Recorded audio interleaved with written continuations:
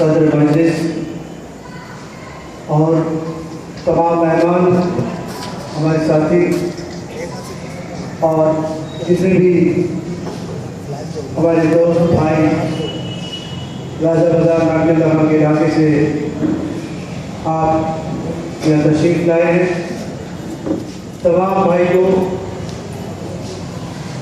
दिल से इस्तेमाल करते हैं। मजलिस भी इस दावत को आपने कबूल किया है, इसलिए हम सब आपके शुक्रगुजार हैं।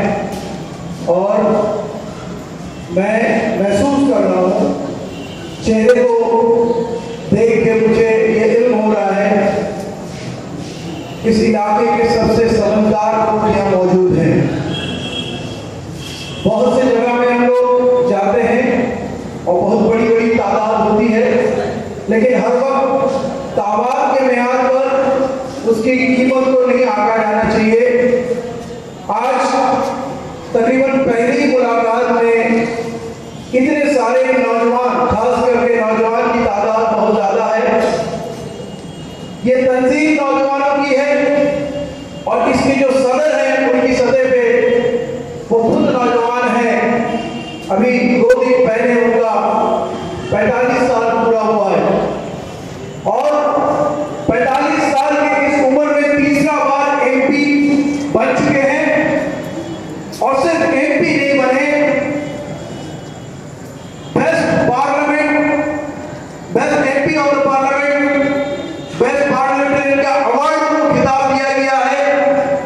जिस वक्त पूरे मुल्क में हिंदूवादी ताकत हावी है, पूरे मुल्क में जो मुसलमानों को हिंदुस्तान के मिटाने का तारीख तय कर रही है कि 2021 तक हम हिंदुस्तान से मुसलमानों को मिटा देंगे, घर वापसी का बात कर रहे हैं। पूरे मुसलमान डरे हुए हैं, सहमे हुए हैं कि आगे क्या होगा। चारों तरफ हंगामा का फिजा है। ऐसे मौके पे हम देखते हैं सुन्नत चेहरा वाला, एक दाढ़ी टोपी वाला, शेरवानी पहनने वाला पार्लियामेंट में खड़ा होकर एक लौता अकेला इंसान कहता है और पूरा पार्लियामेंट उसको सुनता है। आंख खोलकर, कान खोलकर उसको रोकने वाला कोई नहीं होता है। ये अल्लाह की तरफ से एक करिश्मा है कि अल्लाह जो चाहते हैं वो करते हैं। इतने सालों तक आजादी के बाद हम रोते रहे कि हमारा कोई लीडर नहीं है, मुसलमान का कोई लीडर नहीं है। ये बेबसी मुसलमानों का था और हर वक्त डरा सहमा सा था। आज देखिए, जब मुसलमान ऐसी हालात में खड़े हैं, बीजेपी का पूर्ण बहुमत का हुकूमत है, आरएसएस फुल के चीख कर बोल रहा है, चैलेंज कर रहा है कि 2021 तक खत्म कर दे। उस वक्त रहबर भेजे तो बेहतरीन, हिंदुस्तान के सरजमीन में आज तक इतना बड़ा लीडर पैदा नहीं हुआ है। ये मेरा आंकड़ा है, ये मेरा सोच है, मेरा ये असेसमेंट है। हम लोग जिक्र करते हैं मौलाना अबुल कलाम आजाद की, बहुत बड़े दानिश्वर थे, बहुत बड़े लीडर थे। कांग्रेस का हिंदुस्तान का तकरीबन आखिरी सदर वो थे। सिर्फ प्राइम मिनिस्टर ना बने इसलिए उनको नायब सदर बनाया गया था। एजुकेशन मिनिस्टर रहे, लेकिन फिर भी आजाद हिंदुस्तान में मौलाना अबुल कलाम आजाद ने हमें खड़े होने के लिए 1 फीट जगह, 1 इंच जगह दे के नहीं गए, पूरा हिंदुस्तान को लेके गए।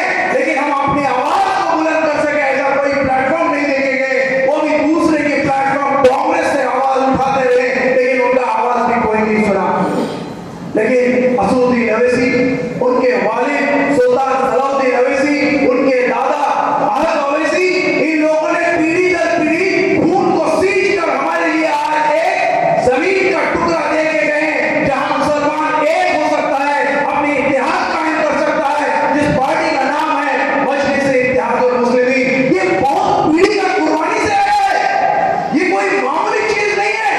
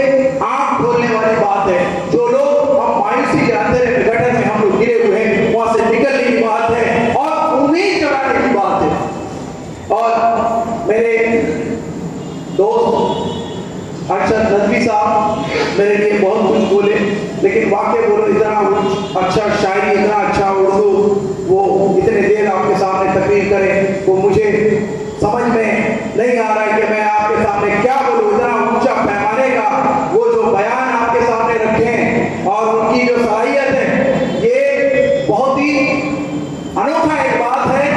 पार्लियामेंट में सिर्फ असदुद्दीन ओवैसी नहीं खड़े हुए हैं, उसके नीचे लेवल में हर स्तर में जहां पर जाइएगा नौजवानों का ये एक जलवा आप देखिएगा, नए नया चेहरा, नए नया खूबी जो ना जाने कहां थे, और ऐसे लोगों को निकाल के आपके सामने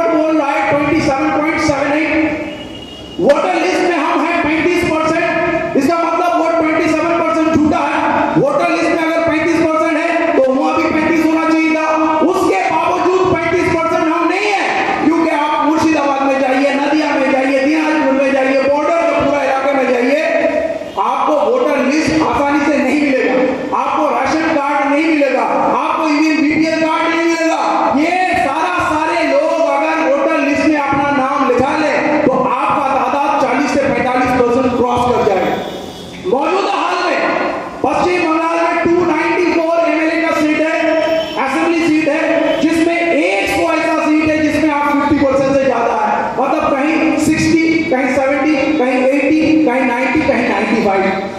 डोंगर मुर्शिदाबाद के एकदम ऊपर में है, 95% मुस्लिम वोट है, वहां भी मुसलमानों का हुकूमत नहीं चलता है। आपका मुर्शिदाबाद में 22 असेंबली है, जिसमें मुर्शिदाबाद में सरकारी आंकड़ा है 72% मुसलमान है। टोटल डिस्ट्रिक्ट पूरे हिंदुस्तान का सबसे ज्यादा आबादी है और सबसे तंग हालत है, सबसे गरीबी के लेवल के नीचे जो नंबर 1 पोजीशन है वो मुसलमान होल्ड करता है, जहां सरकारी आंकड़ा है 72%, प्रैक्टिकली ये 82% से ऊपर होगा। और 22 सीट के अंदर 21 सीट में 80% से ज्यादा मुसलमान है। आप बोलिए हावड़ा एक सबसे छोटा डिस्ट्रिक्ट है, हावड़ा में 17 असेंबली है और मुर्शिदाबाद कम से कम उससे 3 से 4 गुना बड़ा होगा, वहां 22 असेंबली है। क्यों? क्योंकि वहां मुसलमान इतने ज्यादा है, उसमें अगर 22 की जगह 44 एमएलए बन जाएंगे तो 44 विधानसभा को जाके हिला सकते। तो हमारे जहां जगह होगा वो जगह बड़ा बड़ा होगा और दूसरे के जहां जगह होगा छोटा छोटा, बीच में वो काउंसिलर भी बनेगा और एमएलए भी बनेगा, एमपी बनेगा। 3 एमपी कैलकाटा से निकलता था, हमारा दायरा जब वसी हो गया, बड़ा हो गया, हमारे और मेजॉरिटी बढ़ गए, तो बोले नहीं 3 में खतरा है, इसको 2 के मिला के दूसरे के साथ जोड़ दो। आपको ये इसलिए आंकड़ा बता रहा हूं, 180 सीट बंगाल के अंदर है, जिसमें मुसलमान 30 से 35% है। और 30 से 35% जो होता है सबसे स्वीट होता है, सबसे अच्छा होता है, सबसे आसान होता है जीतना। असदुद्दीन अवैसी साहब के सामने में 30 से 35% मतलब लड्डू है, वो हंसते हुए जीतेंगे, क्योंकि वो जहां जाके रिजल्ट निकाल रहे हैं वहां 12 से 13, 14, 15% मुसलमान है और वहां से वो एमएलए का सीट निकाल रहे हैं। औरंगाबाद में बंगाल पूरे हिंदुस्तान में दूसरा स्टेट है जो आसाम के बाद सबसे ज्यादा मुसलमान की आबादी है। और 22 सीट जो मुर्शिदाबाद की है, उसके ऊपर मालदा का डिस्ट्रिक्ट में 12 असेंबली है, जिसमें से 10 ऐसे हैं जिससे 70 से 75% मुसलमान है। उसके ऊपर दक्षिण दिनाजपुर है, 6 सीट है, सबसे जहां कम है वहां 40%, उसके बाद 50%, उसके बाद 60, 65, 70, 75%, ये 6 सीट है। तो एक ही ब्लॉक में मतलब लगातार 3 डिस्ट्रिक्ट है जहां तकरीबन 35 सीट आपकी है। पूरे बंगाल में 100 सीट आपकी है। आप बोलिए हम लोग आज कहां पर हैं? आज बंगाल में राज कौन कर रहा पता है? आजादी के बाद से आज तक 2% लोग राज करते हैं। क्या ये डेमोक्रेसी का सही वैल्यूएशन है?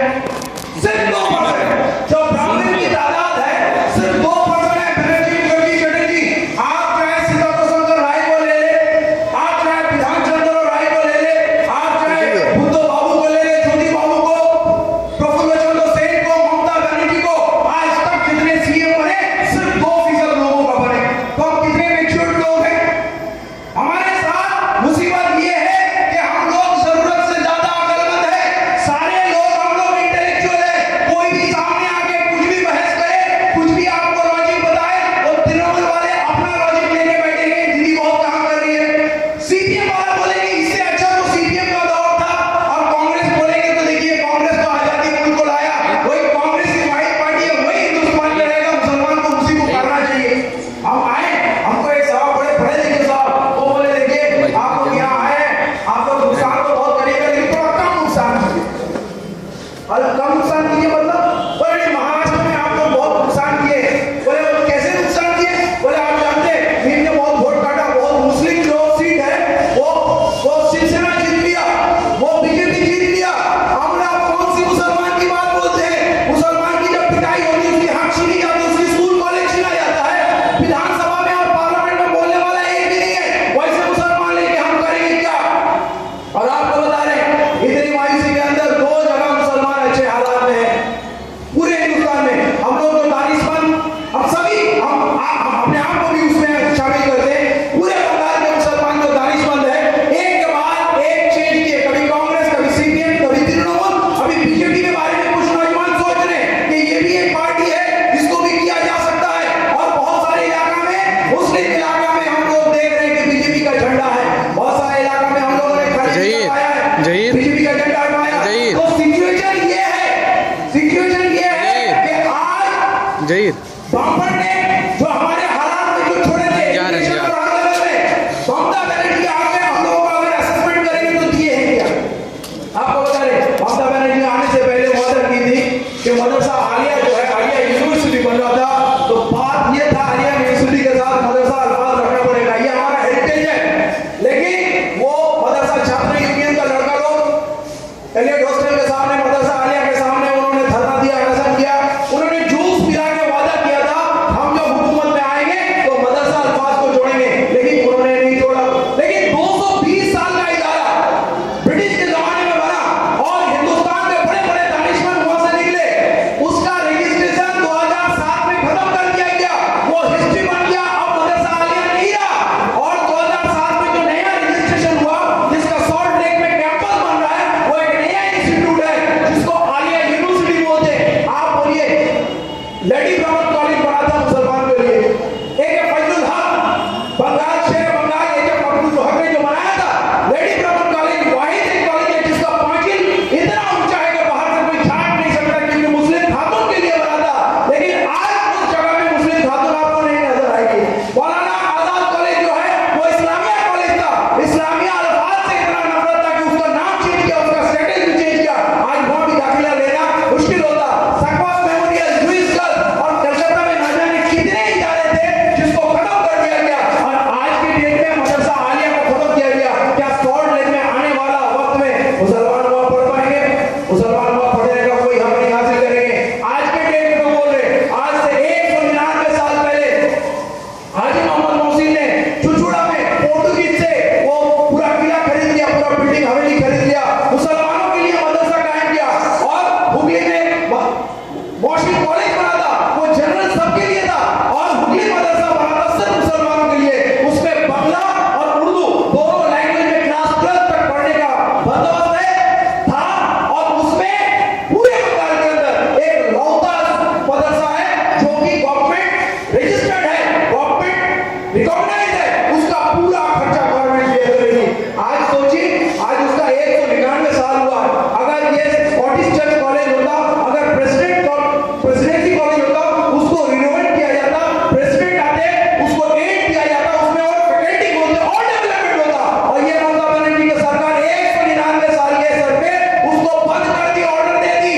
वो हम लोग बहुत दिनों तक सीपीएम के दौर में भी उसको बंद करने का चक्कर रहा, सारे टीचर को भगा दिए, 6 बावर्ची है, 2 दरबार है, 2 गार्डनर है, उसमें हॉस्टल से लेके लैबोरेटरी से लेके लाइब्रेरी से लेके कैंटीन से लेके हर चीज बंदोबस्त पूरी तरह से मौजूद है। और चुचुड़ा शहर के अंदर उसको वो पाटू चटर्जी उसका अपोजिशन लीडर हुआ करता था, और सत्तार साहब उसमें मदरसा एजुकेशन मिनिस्टर हुआ करते थे, और बुद्ध बाबू के टाइम में उसको बंद करने का नोटिस दिया, सारे टीचर को ट्रांसफर किया। और जब पुरजोर आंदोलन हुआ उसमें बहुत ज्यादा एजुकेशन हुआ, बंगाल के पूरे बंगाल से सारे सोशल वर्कर लोग आ गए और तंजीम लोग आ गए, तो ये पाटू चटर्जी खड़ा हो गए, सत्तार साहब को चिट्ठी लिखा कि আপনি এই মাদ্রাসাটা বন্ধ করবেন না, এর সঙ্গে সংখ্যালঘুদের স্বার্থ জড়িত, আপনি এটাকে চালু রাখবেন, আপনাকে আমরা সাবধান করে দিচ্ছি। सत्तार साहब देखा कि मुसलमान का वोट टीएमसी के तरफ चला जाएगा, वो ऑर्डर विड्रॉ करते हैं और 6 टीचर को लेके वो चलता रहा। और यही पार्थो चटर्जी बोले थे जब हमको कभी मौका मिलेगा हुकूमत पाने के लिए इस चुचुड़ा मद्रासा को हम लोग पूरा ढाल के सजाएंगे, इसमें हर फैसिलिटी देंगे। आज देखिए वही पार्थो चटर्जी एजुकेशन मिनिस्टर है, वही मुख्यमंत्री ममता बनर्जी है, उसका ऑर्डर कैसे उसको सील करके बंद कर दिया जा रहा है। आप क्या उम्मीद रखते हैं कि यही लोग हम लोग को हक दिलाएंगे? ये थोड़ा सा आपको नमूना दे रहे सोचने के लिए जिस जगह में हम लोग आ चुके हैं। आप बताइए, अभी चंद दिनों की बात है, घाव भी ताजा है, हमारे फरजाना आलम की बात बोल रहा हूं, मरहुमा डेप्यूटी मेयर रहे, एक्स डेप्यूटी मेयर, जब वो आए फरजाना आलम को क्यों उठाए? बहुत सारे मुस्लिम लीडर को उठाए, तो हसन सिद्दीकी साहब को लेके घूमते रहे, बरकती साहब को लेके घूमते रहे, वहां हमारे रेड रोड के इमाम ईदन गाजी फजलुर रहमान को लेके, और बहुत सारे इमाम को बुलाए, उनको महीनावार देने की बात की है, उनको मुसलमानों की स्कॉलरशिप देने की बात की है, बच्चों को साइकिल देने की बात